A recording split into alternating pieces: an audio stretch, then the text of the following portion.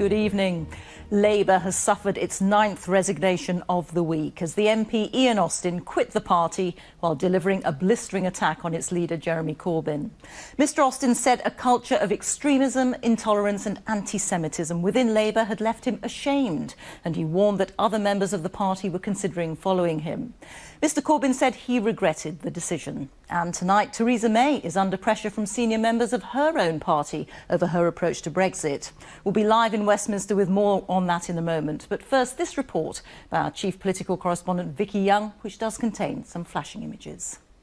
Jeremy Corbyn's under pressure, struggling to keep his party together after a week of turmoil. 8 of his MPs walked out, accusing him of allowing a culture of bullying, anti-Semitism and intimidation to take hold.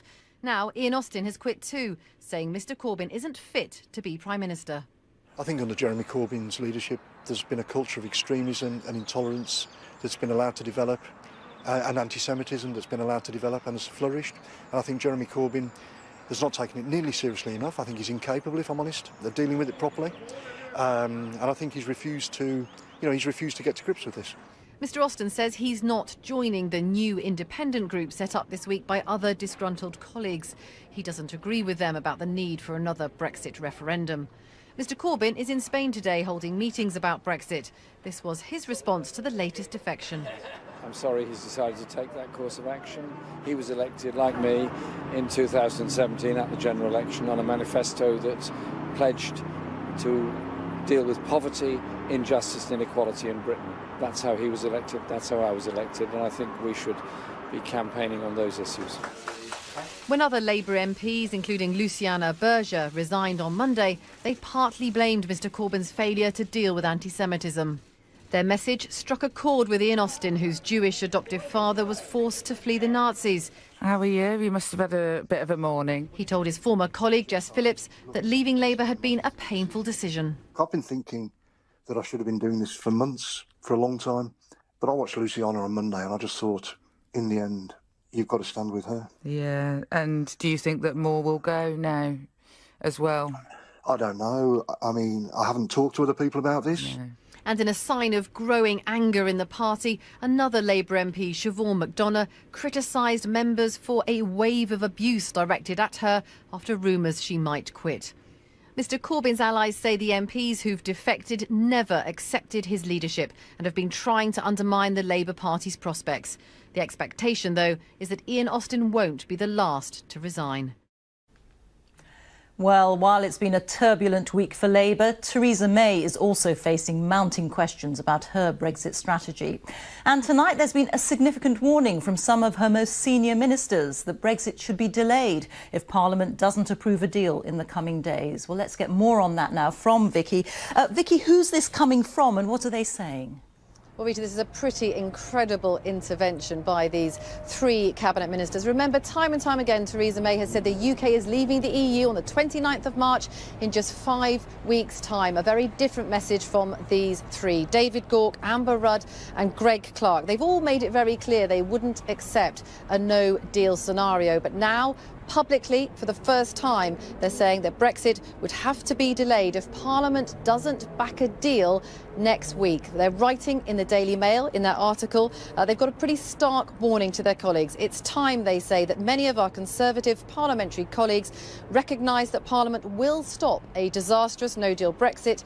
If that happens, they will have no one to blame but themselves for delaying Brexit. Now, this is happening because on Wednesday there will be an attempt by MPs to seize control of that Brexit process. These 3 suggesting they will be prepared to resign in order to back that move. What this is doing is piling the pressure on Theresa May to get the changes to the deal, to bring it back as early as next week, but also piling pressure on their colleagues to get behind the deal. They're saying to the Brexiteers, you wanted Brexit, you now have to vote for it. And don't be in any doubt, what they're saying tonight is not government policy. Vicky, thank you. Vicky Young there. The identity of the teenage boy who was convicted yesterday of the murder of 6-year-old Alicia McPhail on Bute has now been revealed after a judge lifted a ban on his name being reported. 16-year-old Aaron Campbell, who abducted, raped and murdered Alicia last July, was initially given anonymity in news reports because he's under 18. But media outlets, including the BBC, made a case for reversing the court order which protects his identity. Lorna Gordon reports. Yo, what's up guys, it's Aaron Campbell here. The first images of a teenage killer.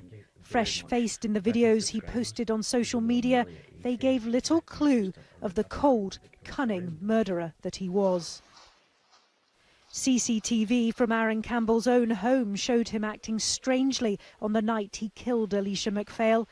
His mother contacted police herself, hoping the footage would eliminate him from the investigation.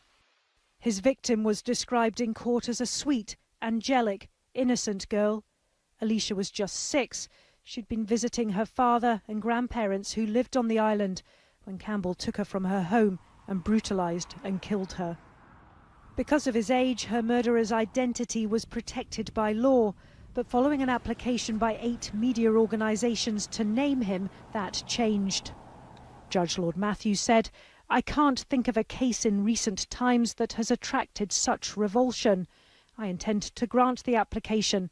The press may name the accused and publish images of him." It's certainly a significant moment. It's not going to open the floodgates on children under the age of 18 involved in court cases being identified. It really needs to be looked at as being an exceptional case based on the circumstances of the criminal trial.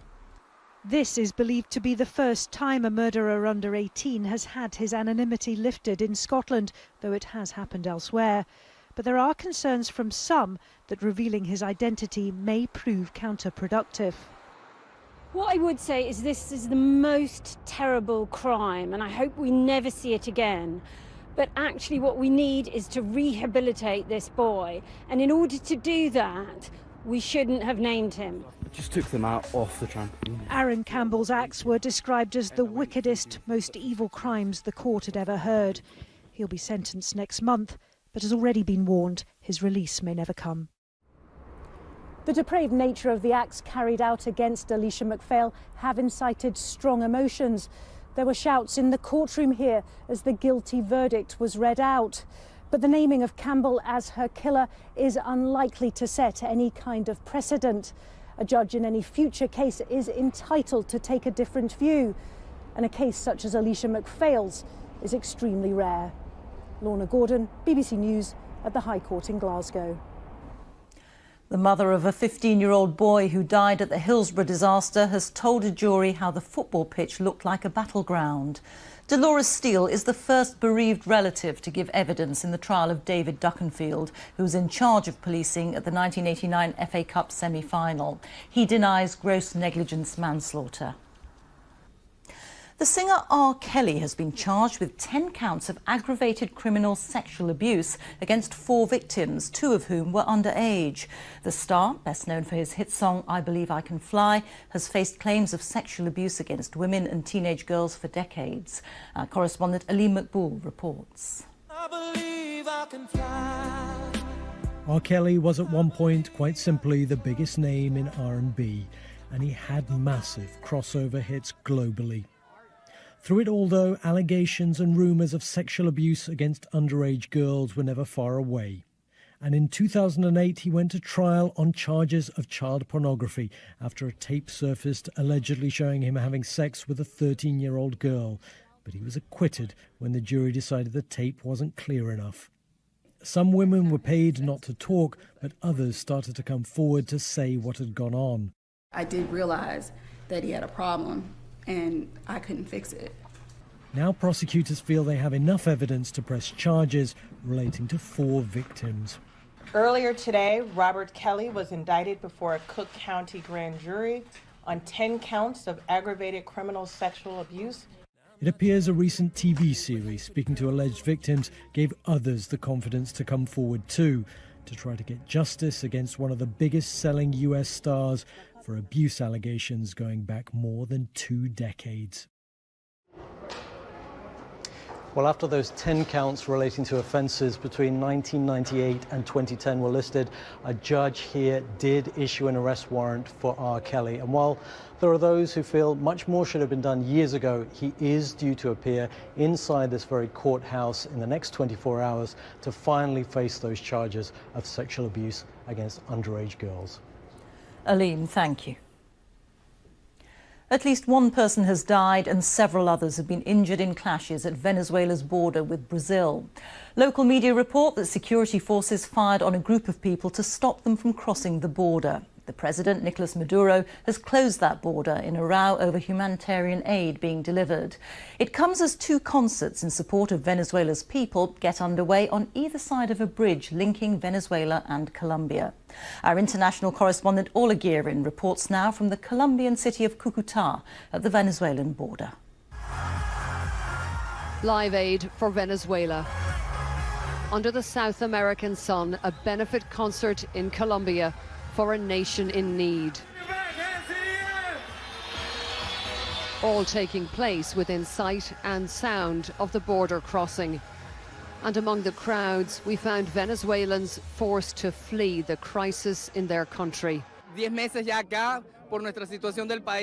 been here in Colombia for 10 months, this man says, and I'm hoping that today will be the start of a new chapter for Venezuela. We can do it. There are so many difficulties, Margarita tells me. Our brothers and sisters are dying at hospital doors because there's no medicine. They die at home because there's no food. They search for scraps in the bins outside restaurants.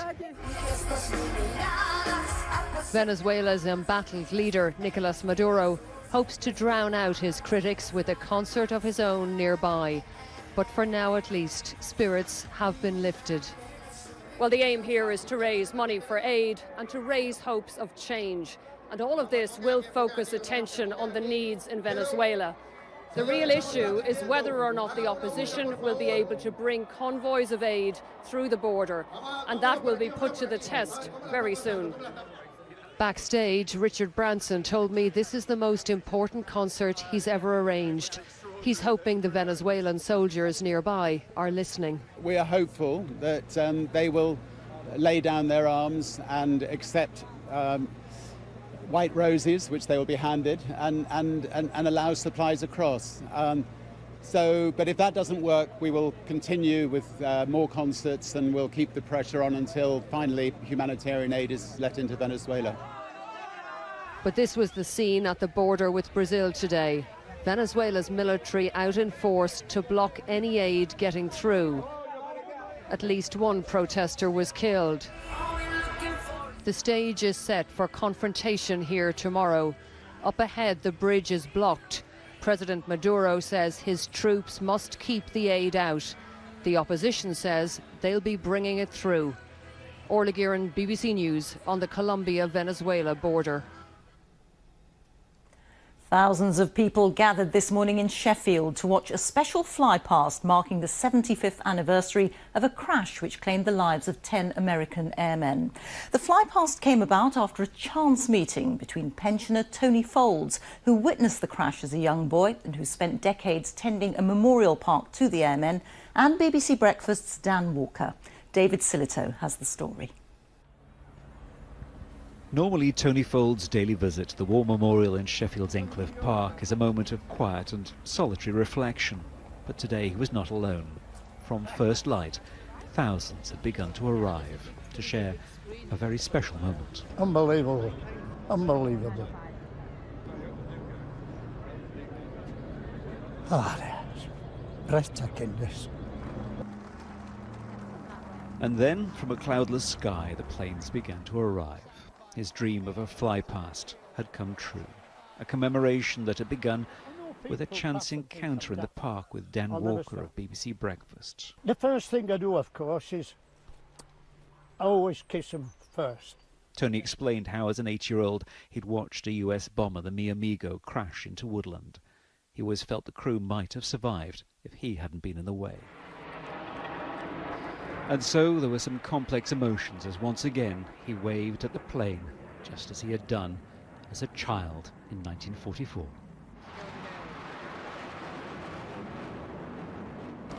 So exactly 75 years on from that terrible day, here's Tony in the exact same place. And who could have